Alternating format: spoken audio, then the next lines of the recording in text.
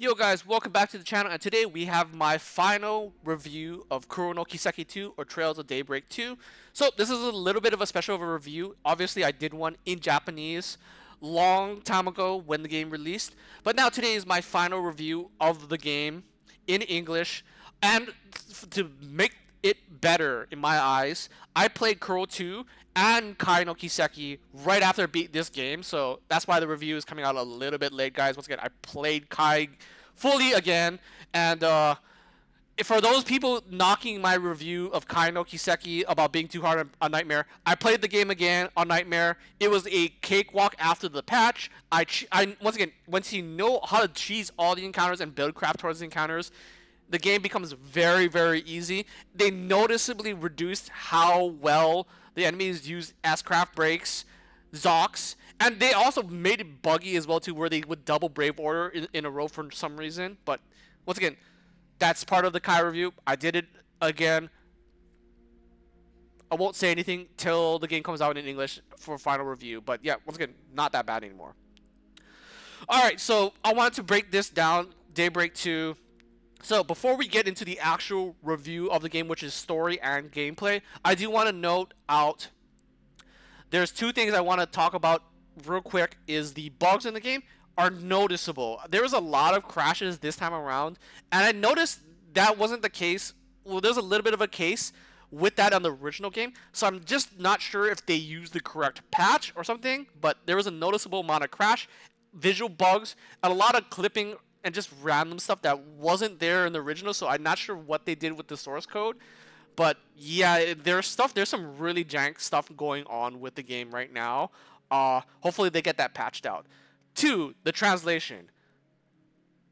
I sometimes it feels like they did a banging job with the translation, and then there's times that are just like, what the hell did you just say? It's not even English.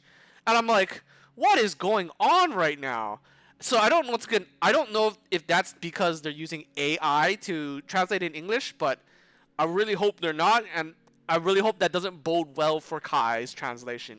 Because there were some parts where completely characters were changed and names and parts that just weren't complete English at all, and I'm just like confused.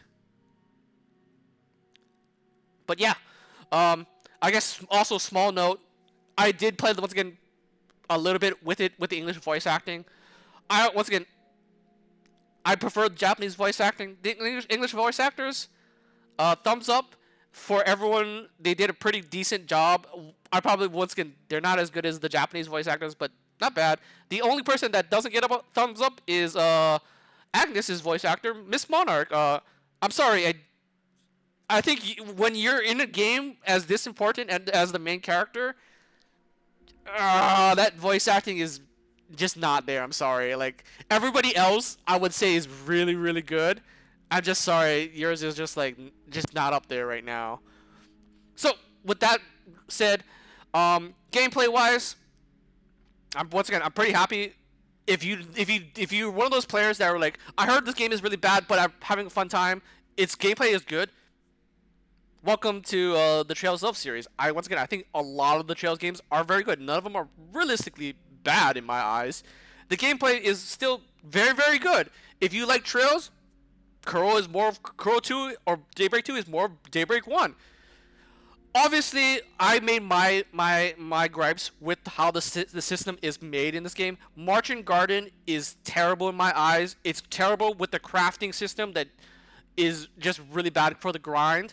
And once again, the only reason I see the Marching Garden being made is because there's too many characters in the game that they make playable, and you'll see that in the further games as well too, that it's just there's no need to do that to make this extra grind.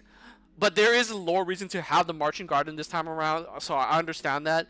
But all it does is makes the game more grindy, and you have like another issue with it, and that's why I don't like the split stories. I'd rather than focus on a set amount of characters, and that's why I still consider to this day Daybreak 1 the highest it ever is in all of the Trails games, simply because it focuses on a singular linear story with a small cast of characters, just like Zero and Owl, which I also consider one of the best one of the two best games out there as well too. Those are very close contenders to Daybreak, and that's why CS1, when it's not like all this convoluted stuff and like branching paths, like I said, with 4 and Reverie, still really really good. I still, because my order typically right now would be Daybreak 1, Zero and Owl, then CS3. Sorry, not CS3, not CS1, then CS1. Then it would be Reverie, CS4, CS2, then Daybreak 2. So that's my kind of my opinion with the gameplay. I don't really like it too much with the whole split paths, the Marching Garden.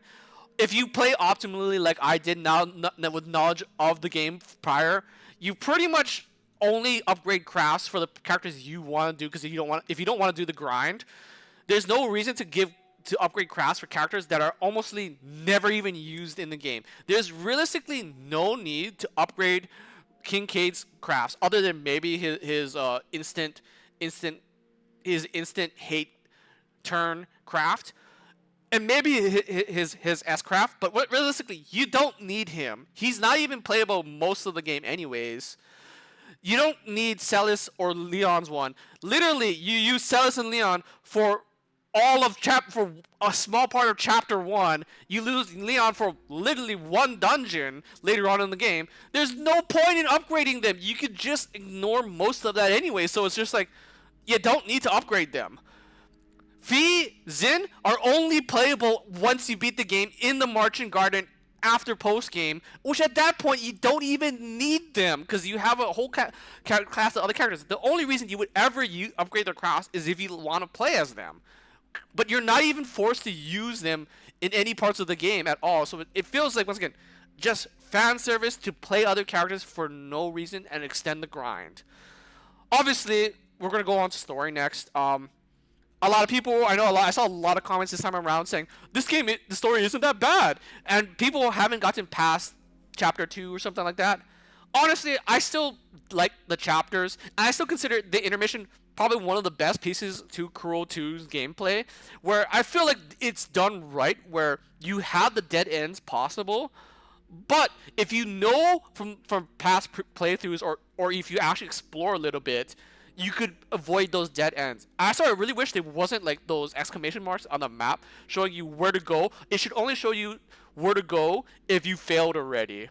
And I think that's probably what would have been really cool if you could apply that to Act 3. If you knew what to do ahead of time to avoid the dead ends, you could do that. And that would have been really freaking cool to be able to do that. To have every single dead end completely optional in the game. And that's why people really didn't like, me including, didn't like Act 3 of the game, because of just the amount of bullshit that just happens in that act. And ultimately, Cruel 2 feels like a filler game. It really does. It feels just like a filler game. That is until the implications you get from Cruel 2 transfers over to Kai. And that's where I see, I'm like, okay, I understand why we needed this game. I understand why we needed it. Do I think it should have been delivered like this? Probably not, but I understand where they're going with it.